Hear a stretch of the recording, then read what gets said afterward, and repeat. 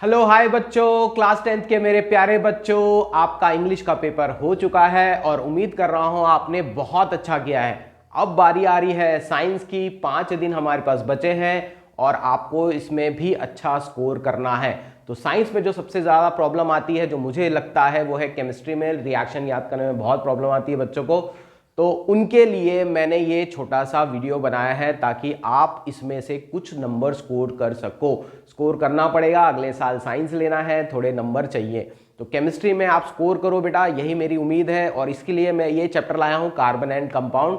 Important chapter है और इसमें हम थोड़े से नंबर स्कोर करने की कोशिश करते हैं। तो बिना समय गवाए लेट स्टार्ट। मेरा नाम है संजीव और आप देख रहे हैं पास का जुगाड़। तो ये है हमारा चैप्टर कार्बन एंड कंपाउंड और इसमें जो वेरी टू इंपॉर्टेंट जो कंपाउंड्स है, जो वेरी इंपॉर्टेंट है, वो है इथेनॉल एंड इथेनोइक एसिड। इसके ऊपर क्वेश्चन आने के चांसेस हैं। ठीक है, मैं गारंटी नहीं कर रहा हूं पर आ सकते हैं। इंपॉर्टेंट टॉपिक है क्योंकि आप जब चैप्टर को डिवाइड करोगे तो ये एक टॉपिक हमको करना है, लास्ट में आता है ये टॉपिक। और इसमें जो रिएक्शंस है वो याद करने हैं। तो मैं आपको रिएक्शंस याद कराने की कोशिश कर रहा हूं। देखो, मेरे साथ याद करते जाओ और समझते जाओ तो शायद हम इसमें से कुछ नंबर स्कोर कर सकते हैं। तो सबसे पहले है हमारे पास इथेनॉल और दूसरा है इथेनोइक एसिड। देखो, मैंने इसको साथ में इसलिए पढ़ा रहा हूं ताकि आपको थोड़ा ग्रुपिंग से पढ़ना है। इसको टैबलेट करके पढ़ोगे तो थोड़ा इजी होता है, मेरे को ऐसा लगता है। तो सबसे पहले देखो इथेनॉल। इथेनॉल का जो फॉर्मूला होता है वो है C2H5OH। ये अल्कोहल है ना। इथेनॉल क्या है? अल्कोहल। अल्कोहल फैमिली का जो सेकंड मेंबर है वो है इथेनॉल। इसका नाम है C2H5। अल्कोहल कैसे पता चलता है? OH जब रहता है ना। इसके बारे में भी थोड़ा छोटा वीडियो मैं बनाऊंगा अभी स्टार्टिंग में। इसके बाद हम देख लेंगे उसमें। तो यहाँ पे जो OH ग्रुप होता है, ये फंक्शनल ग्रुप अगर OH लगा हुआ है तो ये है अल्कोहल। और इसका जो सेकंड मेंबर है, अल्कोहल फैमिली का जो सेकंड मेंबर है वो है इथेनॉल और उसका फॉर्मूला है C2H5OH। C2H5OH। ठीक है। साथ में कौन है? Ethanoic acid. ये कार्बोक्सिलिक एसिड फैमिली का कंपाउंड है ना। ये second member of carboxylic acid का सेकंड मेंबर है और इसका फॉर्मूला है CH3COH। जो COOH है ये इसका फंक्शनल ग्रुप है। ठीक है ना। तो ये फंक्शनल ग्रुप से ही कंपाउंड पता चलता है कि भैया ये एसिड है, अल्कोहल है, ईस्टर है, इसी से हम पहचान लेते हैं। तो COOH जो है वो एसिड बताता है और ये कार्बोक्सिलिक एसिड का सेकंड मेंबर है। तो फॉर्मूला याद रखोगे। सबसे पहले इथेनोइक एसिड का फॉर्मूला होता है CH3COOH और अल्कोहल का फॉर्मूला होता है C2H5OH। समझ में आया? याद हो गया फटाक से? ओके। अब देखो, इथेनॉल में आपको याद रखना है इसमें सिर्फ 3 रिएक्शंस है। ठीक है। इथेनॉल में कितने रिएक्शंस है? 3। और उसका जो डबल है, 3 का डबल कितना है? 6। इथेनोइक एसिड में 6 रिएक्शंस है। आपके सामने मैंने 4 लिखे हैं, 2 अलग से पढ़ाऊंगा क्योंकि यहाँ पे जगह नहीं है। ठीक है। तो और ये पूरा ना एक जैसा है, इसलिए इसको एक साथ लिखा है मैंने। इसका भी कारण है। ठीक है। तो हमारे पास टोटल इसमें कितने रिएक्शन याद करने हैं? 3। और इसमें कितने रिएक्शन याद करने हैं? 6। तो मैं पहले ना इथेनोइक एसिड बताता हूं, आपको थोड़ा इजी लगेगा शायद। ठीक है। तो पहली बात तो ये याद रखना है कि भाई किसके किसके साथ रिएक्शन हो। देखो, मैंने ऑफलाइन बहुत बच्चों को पढ़ाया है और मेरे को वो याद आ रहा है, इसलिए हंसी आ रही है कि बच्चों को ना कुछ समझ नहीं आता है कि क्या रिएक्शंस है, किसके साथ। कुछ तो याद करना पड़ेगा ना बेटा। तो अब जो गलती हो गई है वो हो गई है। अभी देख लो फिलहाल कि हमारे पास जो इथेनोइक एसिड है वो 6 चीजों के साथ रिएक्ट करेगा। उसमें से पहला है वो है सोडियम, दूसरा है NaOH। NaOH एक बेस है ना। तो ये एसिड प्लस बेस जैसा भी दिखता है, ये एसिड प्लस बेस जैसा रिएक्शन भी दिखता है। तो एसिड बेस वाले चैप्टर में भी पढ़ेंगे। तो ये है बेस। दूसरा है Na2CO3 that is sodium carbonate और तीसरा है चौथा है NaHCO3। तो सोडियम के साथ रिएक्ट करेगा, NaOH के साथ रिएक्ट करेगा, Na2CO3 के साथ रिएक्ट करेगा और NaHCO3 के साथ रिएक्ट करेगा। ये सारे जो कंपाउंड्स है ना वो एसिड बेस वाले चैप्टर में भी है क्योंकि ये एसिड है। तो एसिड बेस अगर आपने पढ़ा है ना तो आपको ये और थोड़ा इजी हो जाएगा। तो एसिड बेस का भी एक वीडियो बनाऊंगा तो उसमें देख लेना। ठीक है। तो दोनों रिलेट कर पाओगे आप। तो देखो, इसमें देखो सबसे इजी है कि जिसका जो प्रोडक्ट है सब में एक ही प्रोडक्ट मिल रहा है, वो है सॉल्ट, वो है CH3COONA।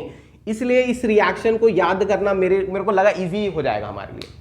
हमको मालूम है कि इथेनोइक एसिड लिख देंगे हम लोग, क्वेश्चन में डायरेक्टली बोल देगा कि इनके साथ रिएक्ट करना है। तो ये 4 में आपको याद रखना है कि क्या बनने वाला है, CH3COONA, CH3COONA, CH3COONA, मतलब CH3COOH के जगह में क्या लगाना है, Na लगाना है, H के जगह Na।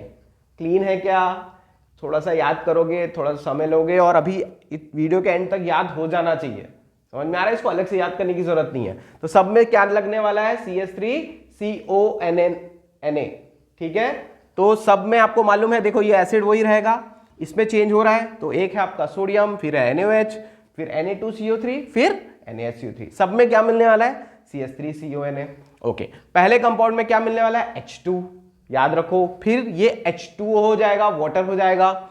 देखो इसमें फिर एक चीज बढ़ रही है, H2O के बाद क्या बन रहा है, CO2, और ये दोनों रिएक्शन एक जैसे हैं। तो Na2CO3 और NaHCO3 का रिएक्शन सेम है, इसमें थोड़ा बस बैलेंसिंग का फर्क रहता है। देखो यहाँ पे Na2CO3 में 2CH3CN है, यहाँ पे सिर्फ CH3CON है। तो पहले में क्या मिल रहा है, H2, दूसरे में क्या मिल रहा है, H2O, तीसरे में क्या मिल रहा है, फिर से H2O प्लस CO2, और इन दोनों में H2O प्लस CO2। एसिड और बेस वाले चैप्टर में भी फिर से ये रिएक्शन देखेंगे, इसलिए आपको इजी हो जाएगा। आया समझ में कि नहीं आया? याद करो, समझना नहीं है, इसमें समझना नहीं है, फिजिक्स नहीं है, समझना नहीं है, रट देना है पूरा, ठीक है। तो एक बार देखो, मैं आपको तुरंत आपको याद करवाता हूं इसको, एक बार देख लो। हमको याद रखना है कि हमारे पास क्या बनना है, CH3CONA बनना है, ठीक है ना। वही हमारा सॉल्ट बनना है, एक ही सॉल्ट बनेगा, वो है CH3CNO। ये वाला प्रोडक्ट आपको याद करना है। तो मैं देखो एक बार मिटा देता हूं इसको फटाक से, और इसको अपन बनाते हैं। ये तो आपको क्वेश्चन में दिया ही रहेगा, तो इसको तो याद नहीं, याद तो करना ही है, आपको पता तो रहना चाहिए। तो पहला हमारा सोडियम के साथ, तो आंसर सब में क्या आने वाला है, सब में आने वाला है CH3CONA। तो ये पहले लिख दिए, CH3CONA ही बनने वाला है, CH3COONA ही बनने वाला है। और इसमें भी क्या बनने वाला है, CH3COONA भी बनने वाला है। पहले वाले में मिलेगा आपको H2 गैस मिलता है।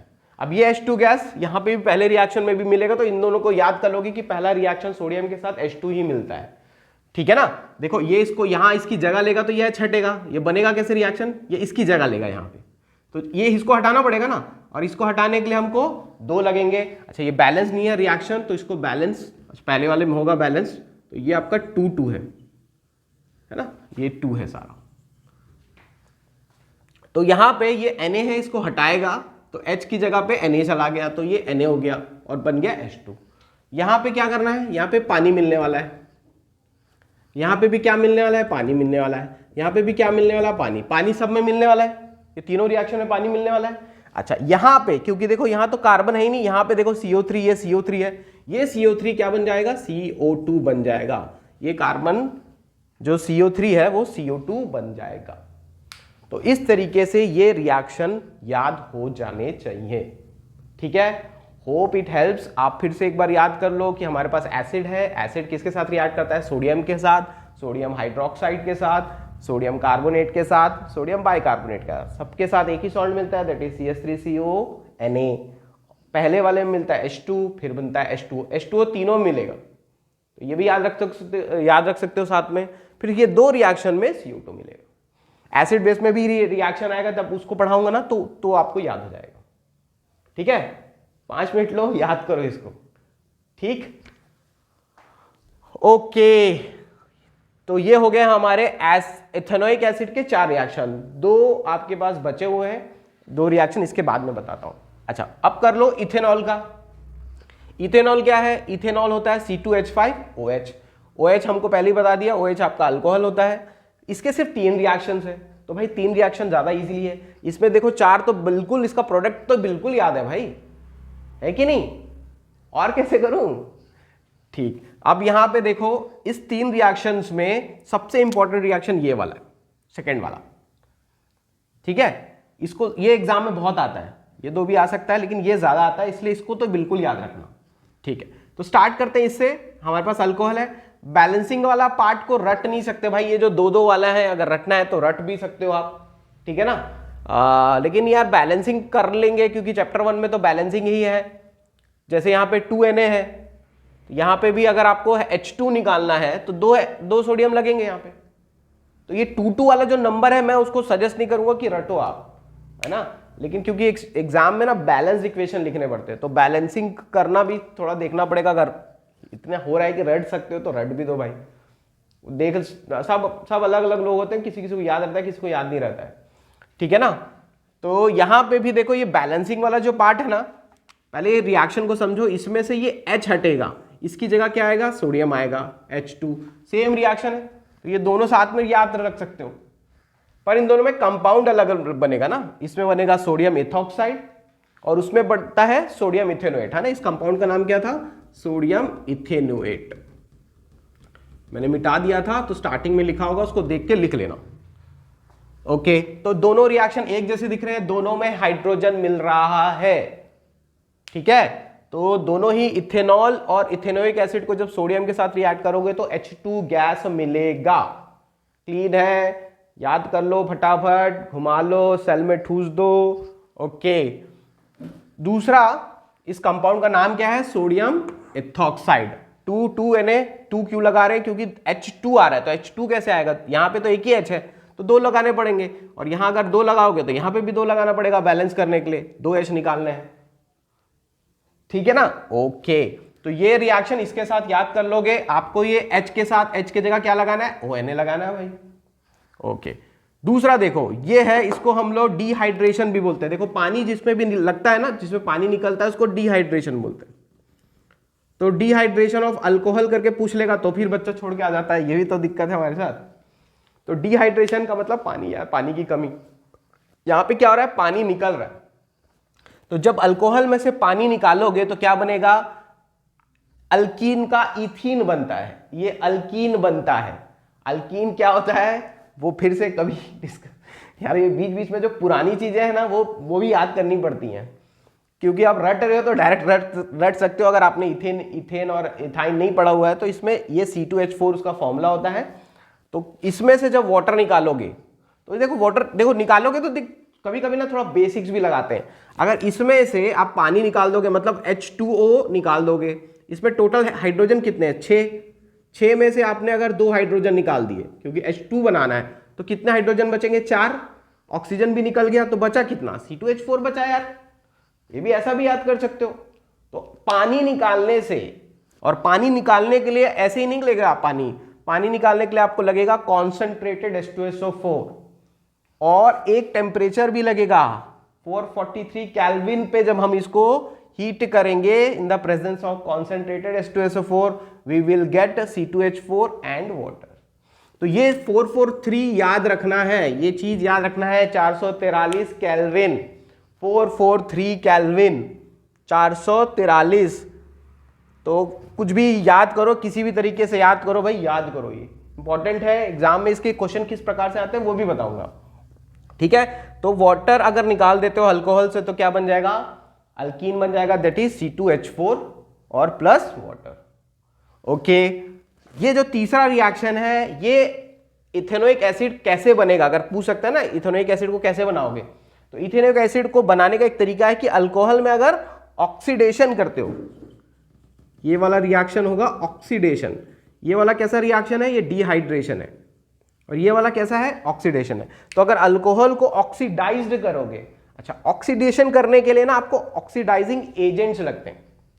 ऑक्सीडेशन देखो एक होता है ऑक्सीजन का ऐड करना, तो ऐड करने के लिए आपको ऑक्सीजन चाहिए, तो ऑक्सीजन चाहिए, तो एयर में जब आप हीट करते हो तो वो अलग हो जाता है। इसमें जो ऑक्सीजन ऐड कर रहे हैं हम लोग, उसके लिए हमको ऑक्सीडाइजिंग एजेंट लगेंगे, और वो ऑक्सीडाइजिंग एजेंट क्या है, यहां पे है अल्कलाइन KMnO4, और एक और ऑक्सीडाइजिंग एजेंट है एसिडिफाइड K2Cr2O7, है ना। ये पोटेशियम परमैंगनेट है और ये पोटेशियम डाइक्रोमेट है। तो ये याद रखेंगे, ये ऑक्सीडाइजिंग एजेंट है, अलग से भी कहीं कहीं क्योंकि ऑब्जेक्टिव आ रहे हैं ना, तो ऑक्सीडाइजिंग एजेंट्स के नाम याद रख सकते हो आप।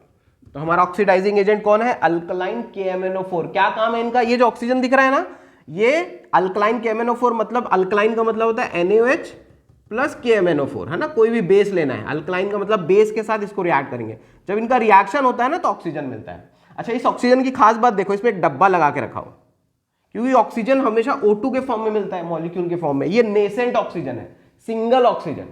तो सिंगल ऑक्सीजन आपको ऐसे नहीं मिलेगा, आपको इन दोनों के रिएक्शन से मिलता है। इसलिए ये 2 डब्बा लिख के रखा हुआ है। इसको हम बोलते हैं नेसेंट ऑक्सीजन। ठीक है, फिलहाल इतने से अपन को ज्यादा लेना देना नहीं भैया, हमको ये रिएक्शन याद करना है। अल्कोहल को 2 नेसेंट ऑक्सीजन 2O के साथ रिएक्ट करोगे तो आपको मिल जाएगा CH3COH। देखो ये सिंपल है ना, इसमें से माइनस कर दिया हमने तो माइनस करके C2H4 मिल गया था भैया, H2O निकाल दिया तो ये बचा जो भी वो C2H4 है वो इथीन है, नाम याद रखेंगे। यहाँ पे ऐड कर दोगे तो ऑक्सीजन यहाँ डाल दोगे तो अरेंज अगर करोगे तो कौन सा कंपाउंड मिलेगा, CH3COH। तो दोनों रिलेट कर रहा है। इसको इससे बनाने के लिए अगर अल्कोहल से इथेनोइक एसिड बनाना है तो क्या करना पड़ेगा, आपको ऑक्सीजन के साथ ऑक्सीडाइज्ड करना पड़ेगा। और ऑक्सीडेशन करने के लिए आपको लगते हैं ऑक्सीडाइजिंग एजेंट। तो हमारे पास 2 ऑक्सीडाइजिंग एजेंट है, एक है अल्कलाइन KMnO4 और एक है एसिडिफाइड K2Cr2O7। समझ में आया? तो ये हमारे 3 रिएक्शन हैं। तो फटाफट इसको अपन बना के देखें क्या, है ना? फटाफट मेरे साथ बना के देखो। तो सबसे पहले क्या था हमारे पास, अल्कोहल है C2H5OH है, तो C2H5OH C2H5OH और C2H5OH किसके साथ रिएक्ट करना है, पहले तो सोडियम के साथ है क्योंकि पहला रिएक्शन वहां पे भी सोडियम के साथ था। फिर पानी निकालना था, तो पानी निकालने के लिए याद रखोगे हमेशा पानी निकालने के लिए कॉन्सेंट्रेटेड H2SO4 लगता है, कॉन्सेंट्रेटेड H2SO4। और इसमें एक चीज खास याद रखनी है, 443 केल्विन, वेरी इंपॉर्टेंट रिएक्शन है तो याद रखना ही पड़ेगा ना भाई, एग्जाम में आएगा ना तो याद रखो ना। और इसमें ऑक्सीजन के साथ रिएक्ट कर रहे हैं हम लोग, 2 ऑक्सीजन के साथ, वो भी नेसेंट ऑक्सीजन। और नेसेंट ऑक्सीजन के लिए साथ हम क्या लगता है, अल्कलाइन KMnO4 और या एसिडिफाइड, दोनों में से कोई एक ना, ये दोनों है, इनमें से कोई सा एक ले सकते हो। ये दोनों ही क्या है, ऑक्सीडाइजिंग एजेंट है। इनका काम क्या है, ये जो चीज है ये लाने का काम आता है। तो इसमें आपको बनता है ये Na, H को हटा दोगे तो बन जाएगा C2H5ONa। इसका नाम याद रख सकते हो, सोडियम इथॉक्साइड, ये अलग से नाम याद रखना पड़ेगा, ये इथॉक्साइड नया आ गया, प्लस H2। यहाँ पे क्या बनता था, यहाँ पे बनता था C2H4, पानी निकलता था क्योंकि कॉन्सेंट्रेटेड H2SO4 यूज करें तो पानी निकलेगा। और यहाँ पे बनता है इथेनोइक एसिड CH3COOH प्लस, आपका कुछ नहीं लगेगा प्लस क्योंकि सारा ऐड हो गया। तो ये 3 रिएक्शन और ये 4 रिएक्शन आपको याद हो गया होगा। इतने जल्दी तो याद नहीं होता है सर, पर ठीक है हम लोग अभी करने की कोशिश करेंगे। तो ये देखो ये तो सिंपल था भाई, इसमें तो याद हो सकता था। तो थोड़ा सा 5 मिनट का ब्रेक लो और इसको पूरा फिर से एक बार कर लो यहाँ पे, और वीडियो को फिर से रिवाइंड करके देखो और जल्दी से इसको याद करो। तब तक मैं आपको 2 जो इंपॉर्टेंट रिएक्शन जो बच गए हैं, किसके, इथेनोइक एसिड के 2 इंपॉर्टेंट रिएक्शन बच गए हैं, वो अभी बता देता हूँ। और वो सबसे ज्यादा इंपॉर्टेंट है ना, ये रिएक्शन में मेरे को जो अल्कोहल का जो है ना, अल्कोहल का भी रिएक्शन जो देखे थे वो वेरी इंपॉर्टेंट था, और इथेनोइक एसिड का रिएक्शन भी वेरी इंपॉर्टेंट है। तो इथेनोइक एसिड का जो 2 रिएक्शन है जो बच गए थे, 5वां जो रिएक्शन है इसको हम बोलते हैं esterification. This is known as esterification. तो नाम से समझ में आ रहा है, ईस्टरिफिकेशन का डेफिनेशन भी पूछ सकता है अलग से।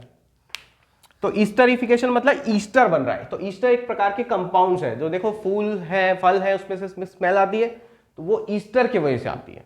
जैसे आप सोप सुपारी खाते हैं ना, सिगरेट निकल तो वो जो सोप सुपारी हम खाते हैं उसमें जो स्मेल आता है, जो एरोमा आता है, वो किसके वजह से आता है, वो ई कंपाउंड के नाम है, उसका नाम है ईस्टर, ईस्टरिफिकेशन। तो ईस्टरिफिकेशन का मतलब होता है जब अल्कोहल और इथेनोइक एसिड, देखो इन्हीं की बात हो रही है। और अभी एक्स वाई वाले चैप्टर अभी आएंगे क्वेश्चन, जिसमें ना एक्स और वाई दिया रहता है, मैं बताऊंगा उसमें। तो ये 2 ही के बारे में बातें हो रही है और तीसरा ही ईस्टर है, तो इन्हीं को याद रखना है और यही कंपाउंड आएंगे और कोई अलग से याद नहीं करना। एक है इथेनॉल C2H5OH, दूसरा है इथेनोइक एसिड CH3COOH। तो जब दोनों को हम मिक्स करते हैं तो CH3COOH कौन है, ये इथेनोइक एसिड जिसको हम पढ़ रहे थे। और अगर अल्कोहल को ऐड कर देते हैं, ये C2H5 अल्कोहल C2H5OH दोनों को जब ऐड करेंगे तो हमारे पास कंपाउंड मिलेगा। अच्छा, कंपाउंड को याद कैसे रखना है, देखो अगेन ना यहाँ पे ना वाटर निकलेगा। क्या निकलेगा इसमें, वाटर। तो वाटर निकालने के लिए यही वाला H, देखो ये CH3COH का जो H है ना वो हमेशा हट जाता है, बड़ा अच्छा आदमी है, किसी के रास्ते नहीं आता। ये H और ये OH, ये दोनों हटा दो तो बन जाएगा H2O। इस H के जगह ये जो रिमेनिंग पार्ट है दैट इज C2H5 वो लगा दो, तो क्या बनेगा आपका CH3COO C2H5। यही है ईस्टर। समझ में आया? क्या करना है अपन को? CH3COH लिख दिए, C2H5OH लिख दिए, ये H हटाना है, इसके जगह ये लगाना है। इसका नाम है, ये जो ग्रुप है इसको बोलते हैं हम लोग इथाइल, और ये है, ये इसको, ईस्टर का जो नाम होता है वो होता है इथेनोएट, इथाइल इथेनोएट। याद करना ही है, अलग से पूछ लेगा इस कंपाउंड का नाम, इसलिए याद रखो। एक है इथेनॉल C2H5OH, एक है इथेनोइक एसिड CH3COOH। बोलो ना मेरे साथ, बोलते जाओ, हाँ, CH3COOH, और उसके साथ बनेगा ईस्टर, वो है Easter CH3COO C2H5 ethyl ethanoate. यह है ईस्टर। इसी का जो स्मेल होता है बहुत खुशबूदार होता है। ठीक है भाई, तो ये है ईस्टरिफिकेशन। समझ में आ रहा है? Very important. इसका डेफिनेशन क्या होगा? Reaction of alcohol and ethanoic acid, या इथेनॉल एंड इथेनोइक एसिड, या अल्कोहल एंड एसिड। कौन सा एसिड है ये? Carboxylic acid plus alcohol produces Easter. इसी रिएक्शन को हम ईस्टरिफिकेशन बोल सकते हैं। अपने वर्ड्स में लिख लोगे ना यार, कितना रटोगे यार भाई, कुछ तो खुद से लिखोगे। So when carboxylic acid is reacted with alcohol to give ester, a sweet smelling compound is known as esterification. Is it clear? है? अच्छा, तो यही है esterification। समझ आया? वेरी इंपॉर्टेंट है। वो 4 ठोक तो हो गए, तो सब में क्या मिला था? CH3CONA मिला था, और इसमें मिल रहा है आपका इथाइल इथेनोएट ईस्टर। क्लियर?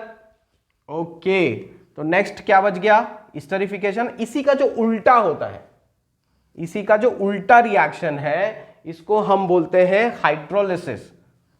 इसी को अगर हम उल्टा लिख दें तो छठा जो है वो है हाइड्रोलिसिस। किसका? देखो, एक था डिहाइड्रेशन जिसमें पानी निकाला गया था, यह है हाइड्रोलिसिस, इसमें पानी ऐड किया जा रहा है। Water is getting added to ester, hydrolysis of ester समझो आप इसको। तो इसमें क्या हो रहा है? CH3COO C2H5 plus H2O। उल्टा लिख देंगे सीधा भाई, ये रिएक्शन याद आप फटाक से उल्टा लिख दिए। देखो क्या बेहतरीन तरीके से रिएक्शन बन रहा है, एकदम इजीली भाई, ये याद है तो ये बन गया ना अचानक से। तो CH3COO C2H5 प्लस H2O क्या देगा? CH3COH plus C2H5OH। इसको हम बोलेंगे हाइड्रोलिसिस ऑफ ईस्टर। ये उतना इंपॉर्टेंट नहीं है, इससे ज्यादा इंपॉर्टेंट ये है कि अगर हम इसको NaOH के साथ करें, ईस्टर का रिएक्शन किसके साथ? NaOH के साथ, तो देगा सोप, और इस रिएक्शन को हम बोलेंगे सैपोनिफिकेशन। ठीक है ना, वो ज्यादा इंपॉर्टेंट है। तो ये तो इसका उल्टा हो गया, इसको क्या बोल सकते हो? हाइड्रोलिसिस। उल्टा कर दिया हमने।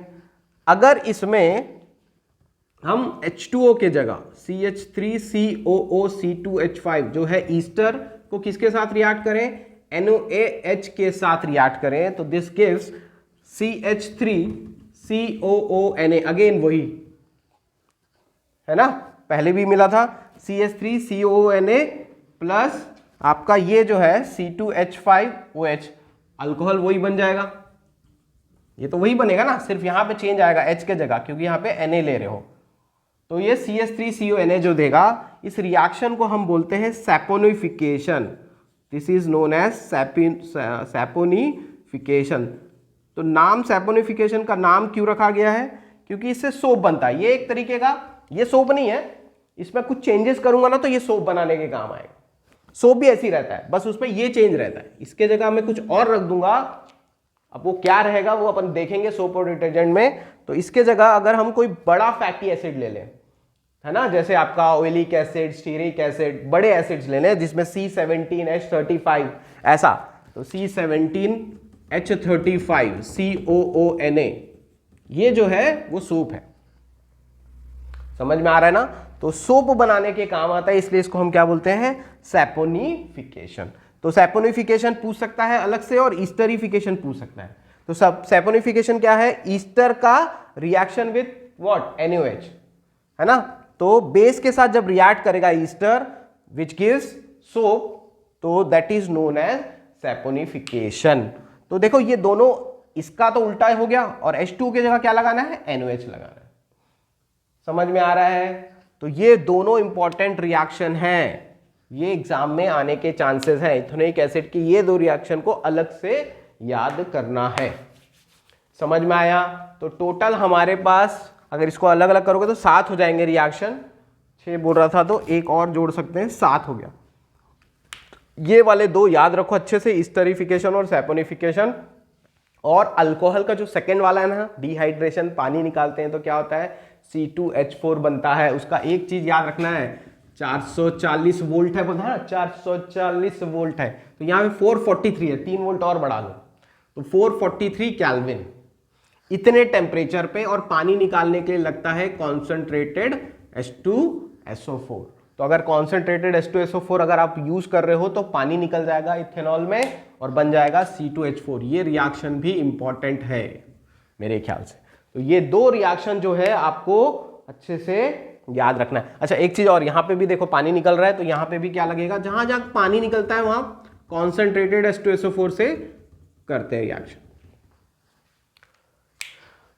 ठीक है ना भाई। तो जहां भी पानी निकालना है उसमें कॉन्सेंट्रेटेड H2SO4 यूज होता है। समझ में आया। तो ये है आपका एक टॉपिक कार्बन एंड कंपाउंड में से इथेनॉल और इथेनोइक एसिड। इंपॉर्टेंट टॉपिक है, इसमें से नंबर आ सकते हैं, क्वेश्चन आ सकते हैं। और इसके ना XY वाले क्वेश्चन आएंगे, वो मैं आपको नेक्स्ट वीडियो में बना के देता हूं। इसको फटाफट याद करो, टाइम वेस्ट मत करो। मैं नया वीडियो ला रहा हूं और करो कोशिश, नंबर अच्छे लाने हैं केमिस्ट्री में। ठीक है, okay, all the best, bye.